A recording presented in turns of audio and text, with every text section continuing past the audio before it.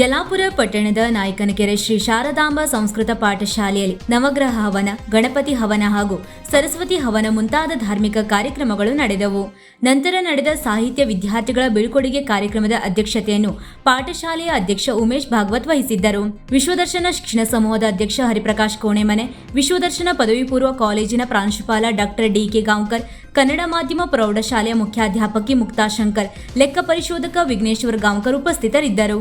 ನಂತರ ಯುವ ಹವ್ಯಾಸಿ ಕಲಾವಿದರಿಂದ ಪಾಠಶಾಲೆಯ ಮುಖ್ಯಾಧ್ಯಾಪಕ ಡಾಕ್ಟರ್ ಶಿವರಾಮ್ ಭಾಗವತ್ ಮಣ್ಕುಳಿ ಅವರ ನಿರ್ದೇಶನದಲ್ಲಿ ಪ್ರಸ್ತುತಗೊಂಡ ಸುಧರ್ಮ ಮೋಕ್ಷ ತಾಳಮದ್ದಲೆ ಕಲಾಸಕ್ತರ ಮೆಚ್ಚುಗೆಗೆ ಪಾತ್ರವಾಯಿತು. ಹಿಮ್ಮೇಳದಲ್ಲಿ ಭಾಗವತರಾಗಿ ನಾಗೇಂದ್ರ ಭಾಗವತ್ ಶೇಡಿಜಡ್ಡಿ, ಮದ್ದಲೆ ವಾದಕರಾಗಿ ಮಂಜುನಾಥ್ ಭಟ್ ಬಾಳೆಗದ್ದೆ, ಚಂಡೆ ವಾದಕರಾಗಿ ಪ್ರಸನ್ನ ಭಟ್ ಡಬ್ಗುಳಿ ಭಾಗವಹಿಸಿದ್ದರು. ಸುಧನ್ಮನಾಗಿ ಭುವನ್ ಗಾಂವ್ಕರ್, ಅರ್ಜುನನಾಗಿ ಗಣೇಶ್ ಭಟ್ ಹಂಡ್ರಮನೆ, ಹಂಸಧ್ವಜನಾಗಿ ಪ್ರಸನ್ನ ಭಟ್ ಮಾವಿನಗದ್ದೆ, ಕೃಷ್ಣನಾಗಿ ರಾಮಕೃಷ್ಣ ಭಟ್ ಕಂಚನಗದ್ದೆ, ಪ್ರದ್ಯುಮ್ನನಾಗಿ ಆದರ್ಶ್ ಭಟ್ ಈರಾಪುರ, ವೃಷಕೇತುವಾಗಿ ವಿನಾಯಕ್ ಬೆಳ್ಳಿ ಪಾತ್ರವನ್ನು ನಿರ್ವಹಿಸಿದರು.